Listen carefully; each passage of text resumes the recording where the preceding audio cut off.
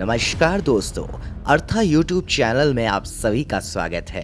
अर्था YouTube channel के जरिए आप बहुत ही रोचक पौराणिक कथाएं व ढेरों भारतीय धार्मिक कहानियों से रूबरू होते हैं और इन्हीं भारतीय धार्मिक कहानियों में महाराजा शिवी की कहानी बहुत ही खास है जो आज आपके लिए पेश है।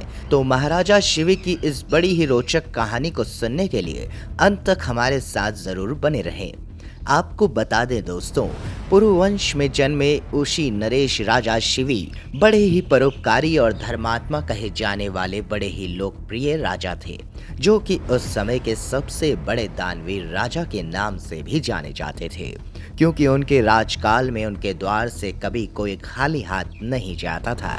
सभी जीवों व प्राणियों के प्रति राजा शिवी का बड़ा स्नेह था।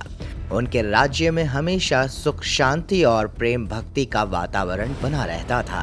इसीलिए ईश्वर भक्त राजा शिवी की प्रसिद्धि पृथ्वी लोक से लेकर स्वर्ग लोक तक फैली हुई थी। एक बार की बात है जब राजा स्वर्ग लोक के देवतागण राजा शिवी के बारे में चर्चा कर रहे थे, तभी देवताओं द्वारा पृथ्वी लोक के किसी राजा की इतनी प्रशंसा होता देख इंद्र और अग्निदेव को विश्वास नहीं होता। अतः उन्होंने ऋषि नरेश राजा शिवी की परीक्षा लेने की ठानी। अग्निदेव ने एक कबूतर का रूप धारण किया और इंद्रदेव ने एक बाज का रूप धारण किया और दोनों उड़ते उड़ते राजा शिवी के राज्य में जा पहुंचे। उस समय राजा शिवी एक धार्मिक यज्ञ का अनुष्ठान कर रहे थे। तभी अग्निदेव एक घायल कबूतर के रूप में उड़ते उड़ते राजा शिवी की गोद में आ गिरते हैं और एक मनुष्य की भाषा में बोलते हैं, हे राजन, मैं आपकी शरण में आया हूँ, मेरी रक्षा कीजिए। तभी थोड़ी ही देर में उस कबूतर के पीछे पीछे इंद्रदेव भी बाज के रूप में वहां पहुंच जाते हैं और वो भी एक मनुष्य की तरह बोलते हुए कहते हैं, हे राजन, निसंदेह आप धर्मात्मा और परोपकारी राजा हैं। आप गरीब को धन से, झूठ को सत्य से, निर्दयी को क्षमा से और क्रूर को साधुता से जीत लेते हैं। इसीलिए आपका कोई शत्रु नहीं है। आप तो अज्ञात शत्रु नाम से प्रसिद्ध हैं।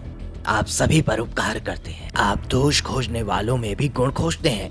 ऐसे महान राजा होकर भी आप ये क्या कर रहे हैं? जरा मेरी और देखिए, मैं भूख के मारे तड़पता हुआ भोजन की तलाश में इधर उधर भटक रहा था।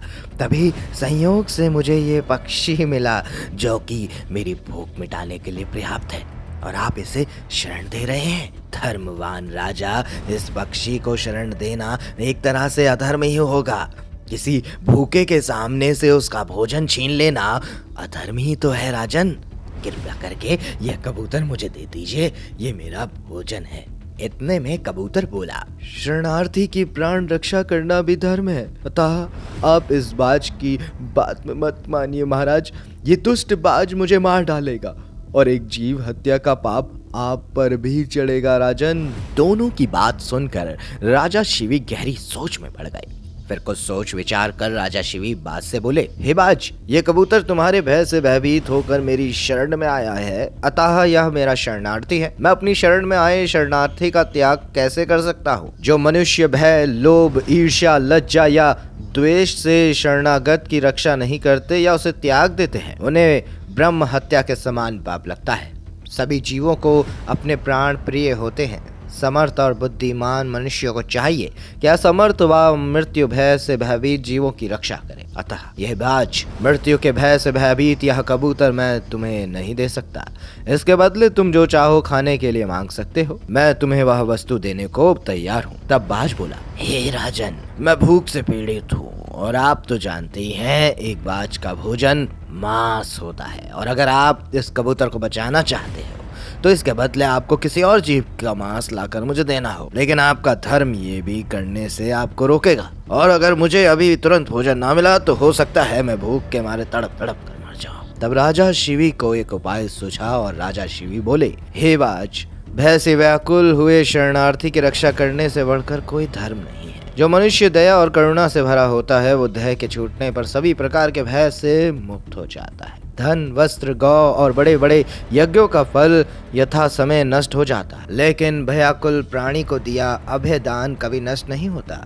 मैं अपने इसी शरीर का त्याग कर सकता हूँ परंतु इस व्याकुल पक्षी को नहीं छोड़ सकता। तुम्हें भोजन के लिए मांस चाहिए ना, तो तुम मेरे शरीर के किसी भी अंग को अपना भोजन बना सकते हो। तब बाज बोला, ठीक है राजन, यदि आपका इस कबूतर के प्रति इतना ही प्रेम है तो मुझे ठीक इसके बराबर तोलकर अपना मांस दे दीजिए, इससे मैं अपनी भूख शांत कर सकूं। मुझे इससे अधिक और कुछ नहीं चाहिए। ये सुनते ही अति प्रसन्न होकर राजा शिवी ने कहा, हे बाज, तुम जितना चाहो उतना मांस मेरे शरीर से ले सकते हो। यदि मेरा यह शरीर धर्म के काम ना आ सका तो इसका होना व्यर्थ है। ये कहकर राजा ने तराजू मंगवाया और उसके एक पलड़े में कबूतर को बिठा दिया और दूसरे पलड़े में अपना मांस काट कर रखने लगे। लेकिन कबूतर का पलड़ा जहाँ का तहाँ ही रहा। तब अंत में राजा शिवी स्वयं उस पलड़े में बैठ गए और बोले, हे बाज, ये लो, मैं पूरा का पूरा तुम्हारा भोजन बनने के लिए तैयार सामने बैठा हूँ। मुझे खाकर तुम अपनी भूख शांत कर लो। इतने में आकाश से राजा शिवी के ऊपर फूलों की बरसात होने लगी। आकाश में तभी देवता प्रकट होकर ढोल नगाड़े बजाने लगे। ये देखकर राजा शिवी आश्चर्यचकित होकर सोचने लगे कि इस सब का क्या कारण हो सकता है। इतने में वे दोनों पक्षी, कबूतर और बाज, अपने अपने असली रूप में प्रकट हो गए और इंद्र व अग्निदेव ने राजा शिवी के सामने अपना सर झुका लिया। और राजा शिवी की अति प्रशंसा करते हुए इंद्रदेव बोले,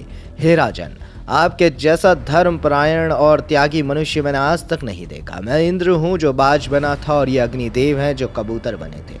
हम दोनों तुम्हारे त्याग की परीक्षा लेने आए थे। हे राजन, ऐसे मनुष्य विरले ही होते हैं जो दूसरों की भलाई के लिए अपने प्राणों का भी मोह नहीं करते। ऐसा मनुष्य उस लोक को जाता है जहाँ से फिर लौटना नहीं पड़ता है। अपना पेट पालने के लिए तो पशु भी जीते हैं, किंतु महान तो वही मनुष्य है जो दूसरों के हित के लिए जीता है। इतना कहकर इंद्र और अग्निदेव स्वर्ग की ओर चल दिए, जिसके उपरांत राजा शिवी ने अपना यज्ञ पूरा किया और कई वर्षों तक पृथ्वी का राज्य भोगने के बाद परम पद मोक्ष को प्राप्त हुआ।